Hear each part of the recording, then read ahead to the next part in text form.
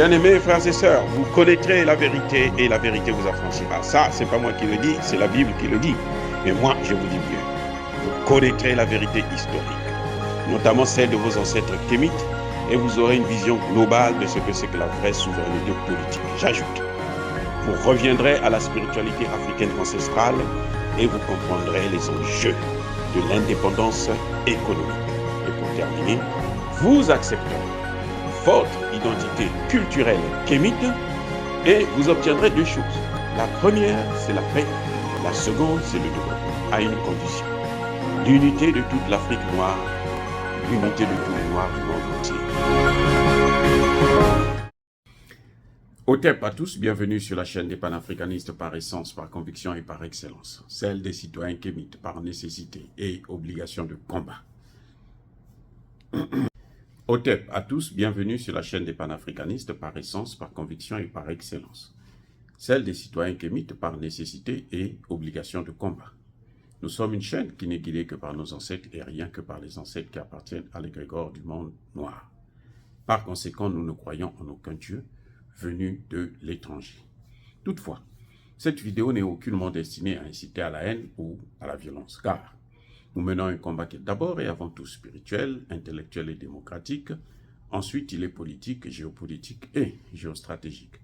Contre l'impérialisme, le colonialisme, le néocolonialisme et l'endocolonial, qui sont tous qualifiés de crimes contre l'humanité. Nous menons ce combat sur la base du principe fondamental que nous avons hérité de nos ancêtres kémites, qui est celui de la Mahat, c'est-à-dire solidarité, vérité et justice. Vous êtes donc en droit de connaître la vérité. Nous avons l'obligation de vous dire la vérité, rien que la vérité, afin que justice soit rendue au continent africain. Et ça, c'est notre modeste contribution dans cette noble lutte en faveur de la souveraineté, la dignité, la solidarité et l'unité africaine. C'est exactement ça que nous appelons le panafricanisme. Bien-aimés frères et sœurs, je vous ai dit que dernièrement que Ousmane Sonko a porté plainte en France contre le président Macky Sall. Ousmane Sonko a aussi saisi la Cour pénale internationale via son avocat. Demandez-moi qui est son avocat. L'avocat là s'appelle Juan Branco. C'est un franco-espagnol. Eh oui, ce n'est pas un Sénégalais, c'est un franco-espagnol. Il a âgé, je crois, de 33 ans, né en 1989. C'est un journaliste. Son père est un cinéaste, un producteur de cinéma. Donc lui-même, c'est probablement un cinéaste. Donc, qui vous connaissez, qui a fait le cinéma, qui est trop bon dans l'exécution des tâches que lui donnent les puissances occidentales, notamment les États-Unis d'Amérique et les pays européens. Vous ne connaissez pas quelqu'un qui est, il est très bon, il exécute bien les ordres, il travaille très bien. Et il est prêt à sacrifier jusqu'au dernier. Ukrainien, M. Zelensky. Mais ce n'est pas tout. Qui d'autre vous connaissez qui a fait justement la télévision, le machin et autres, et qui exécute, qui est prêt à prendre, qui a fait de son pays, mais alors un paillasson des États-Unis. Emmanuel Macron. Les mondialistes là, ils aiment des gens comme ça. C'est-à-dire que les gens qui passent à la télévision, qui savent manipuler les médias, ils adorent ça.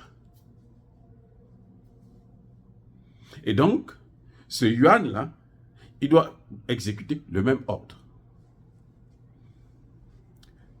Maintenant, j'ai essayé de regarder, fouiller un peu son histoire. Je n'ai pas vu une de ses traces au Sénégal. Comment Ousmane Sonko est rentré en contact avec lui pour le prendre comme avocat?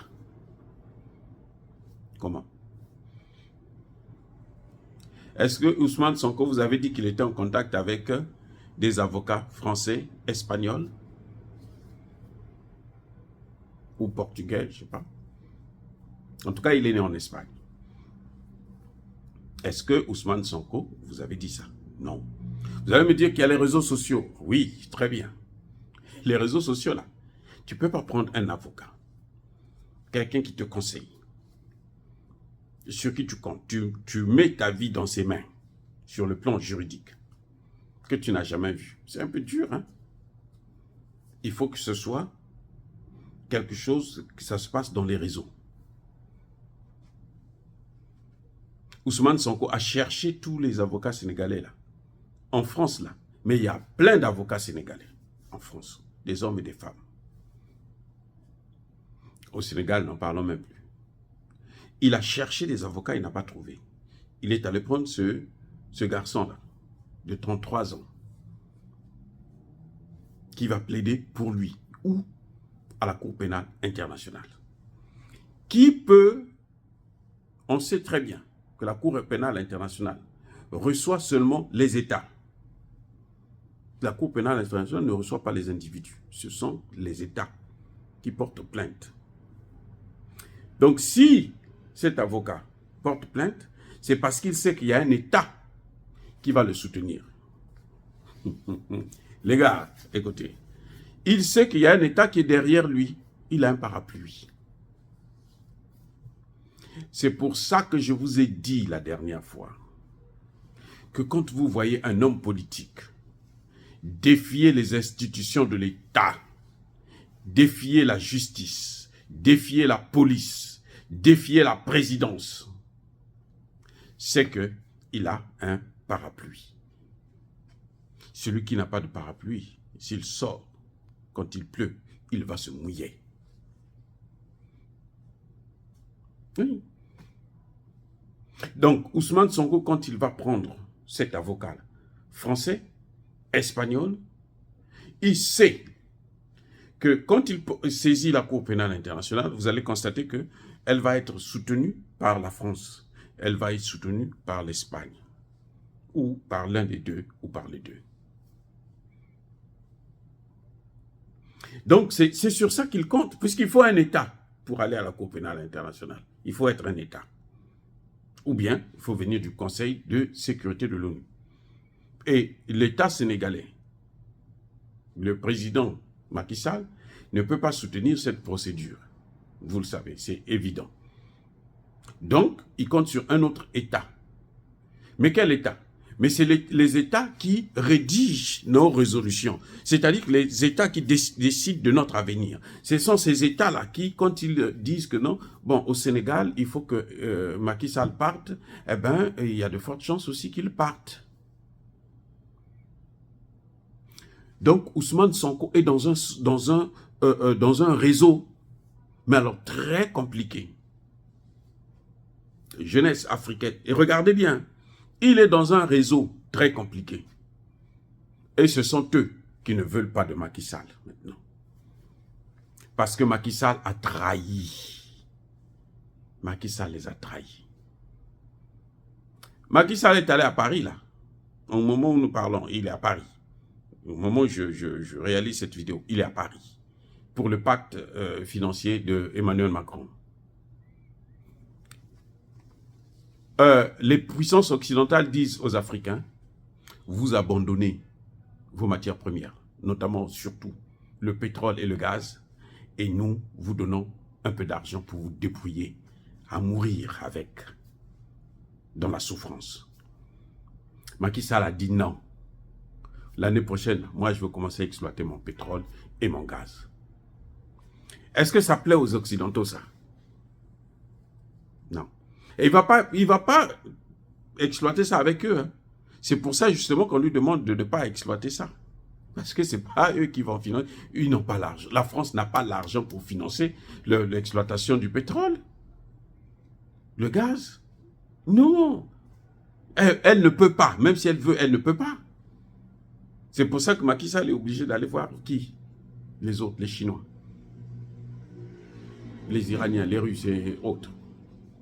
Et ça ne peut pas plaire. Il faut taper Mais quand vous tapez comme ça, il faut avoir quelqu'un qui va le remplacer.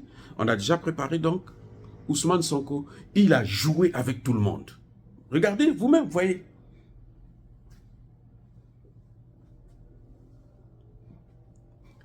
Est-ce que vous avez vu cet avocat-là quand il venait au Sénégal?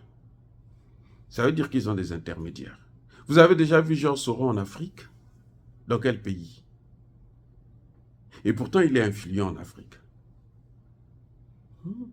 Il est influent en Afrique. Il gère l'Afrique. Ça se passe par personne interposée. Ce sont des réseaux. On trouve d'autres Sénégalais qui vont venir lui parler, ainsi de suite, et puis il signe des accords. Donc Sonko finalement, c'est un mondialiste. Regardez bien. Regardez.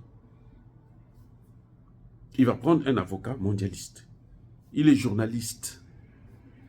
C'est un homme des médias.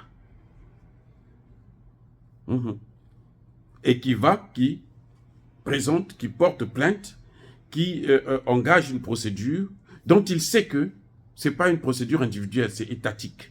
Quel est l'État qui va le soutenir? Ce n'est pas le Sénégal, puisqu'il porte plainte contre l'État sénégalais, contre le président du Sénégal. Donc il compte sur d'autres États. C'est pour ça qu'il a simultanément porté plainte aussi à Paris, alors que les faits se déroulent au Sénégal. Il y a la compétence territoriale qui joue. Vous voyez, c'est incroyable comment ce type vous a amené en bateau. Il vous a amené en bateau. Il a entendu jouer avec vous. Votre souveraineté, là, il l'a déjà vendue. S'il n'y a que lui, là, il l'a déjà vendu, bradé. Il fera pire que Macky Sall. Je dis bien, il fera pire que Macky Sall. Il ne fera pas mieux. Dans le domaine de la souveraineté, il fera pire. C'est là, voilà le résultat. Dire cela, c'est inciter à la haine ou à la violence? Non. Encore une fois de plus, bien-aimés frères et sœurs, soyez bénis, abondamment bénis par le Dieu de Kémit et par nos ancêtres angélisés. Mais que tous ceux qui persécutent le continent africain le pillent et le déstabilisent, qu'ils soient noirs, blancs, chinois, arabes, indiens, qui qu'ils soient maudits, punis, foudroyés, écrasés, effacés par le Dieu de Kémit et par nos ancêtres angélisés.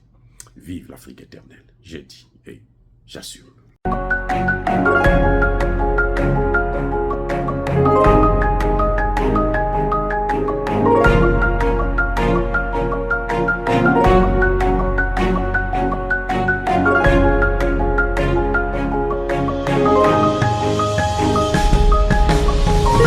Eux, ils marchent par la foi et non par la vue.